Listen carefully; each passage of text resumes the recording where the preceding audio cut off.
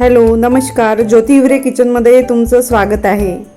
आज मी तुम्हाला दह्यापासून बनवलेलं घरगुती असं आम्रखंड बनवून दाखवणार आहे।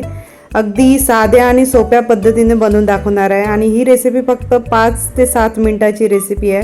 तुम्हाला झटपट असं मी कसं आम्रखंड बनवते घरच्या घरी, ते पण सोप्या पद्धतीने, ते मी तुम्हाला आज सांगणार आहे। तर चला तर करूया सुरुवात। सर्वात पहिले मी इथे 1 लिटर दही घेतलेलं आहे। हे फुल फॅट दही आहे, तुम्ही मार्केटमधून घेऊ शकता कुठूनही।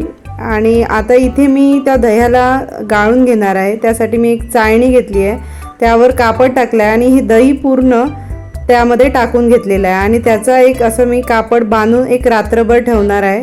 त्यामुळे त्या दह्यातलं पूर्ण पाणी हे निघून जाणार आहे।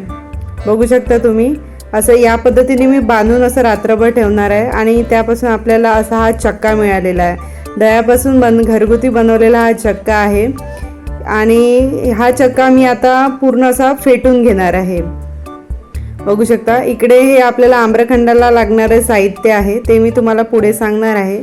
सर्वात पहिले आपण इथे या दह्यापासून मिळालेल्या आपल्या चक्क्याला असं हळूहळू एका चमच्याच्या साहाय्याने आपण त्याला गाळून घेऊया। बघू शकता असं हळूहळू सॉफ्ट असा चक्का आपल्याला खाली मिळत आहे। असं हळूहळू दाबून दाबून त्याला पूर्ण चक्क्याला आपण गाळून घेणार आहे। त्याच्यापासून आपल्याला सॉफ्ट असा चक्का मिळतो। खूप सोपी रेसिपी आहे ही, तुम्ही घरी पण बनवू शकता। बघू शकता आम्रखंड, ज्याला आपण श्रीखंड पण मँगो फ्लेवरचं, त्यालाच म्हणतात आम्रखंड। बघू शकता आपल्याला हा असा मऊसूद असा चक्का मिळालेला आहे। इकडे मी आंब्याचा पल्प घेतला आहे, तुम्ही कोणत्याही आंब्याचा पल्प घेऊ शकता। मी हा अर्धा वाटी पल्प घेतलेला आहे आणि तो आता मिक्सरमधून फिरवून घेणार आहे। बघू शकता हा मिक्सरमधून फिरवलेला आहे। मँगोचा पल्प आहे हा अर्धा वाटी पल्प आहे। आणि इकडे मी हा चक्का घेतलेला आहे। बघू शकता पल्प घेतलेला आहे अर्धा वाटी। त्यानंतर हा पूर्ण पल्प हा मी त्या चक्क्यामध्ये टाकून घेणार आहे आणि मस्त असा फिरवून घेणार आहे। बघू शकता हळूहळू पूर्ण फिरवून घ्यायचा।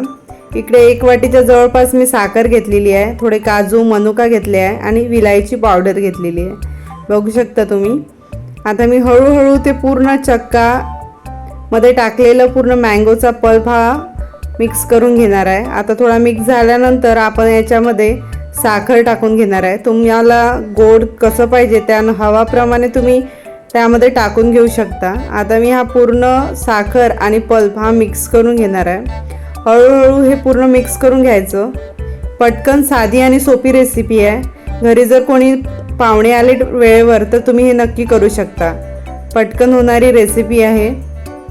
त्याच्यानंतर आपण थोडं विलायची पावडर टाकलेला आहे, बघू शकता। त्याच्यानंतर थोडे काजू आणि मनुका पण तुम्ही ॲड करू शकता, कोणी पिस्ता पण करू शकता तुमच्या आवडीप्रमाणे। आणि आपण आता त्याला छान असं मिक्स करून घेऊया। बघू शकता खूप साधी रेसिपी आहे ही। जर तुम्हाला घरी जर चक्का बनवायचा नसेल तर मार्केटला पण अवेलेबल होतो। बघू शकता आता मी हे सगळं मिक्स करून घेणार आहे।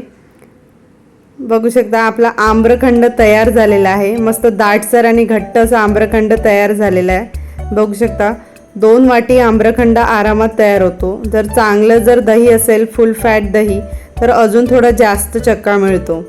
बघू शकता आता यावर मी गार्निश करायसाठी थोडे काजू आणि मनुका टाकून घेत आहे। इकडे मी मनुका आणि काजू टाकून घेत आहे, तुम्ही पिस्ता पण ॲड करू शकता यामध्ये। मस्त असं आपल्या आम्रखंडाची रेसिपी तयार झाली आहे।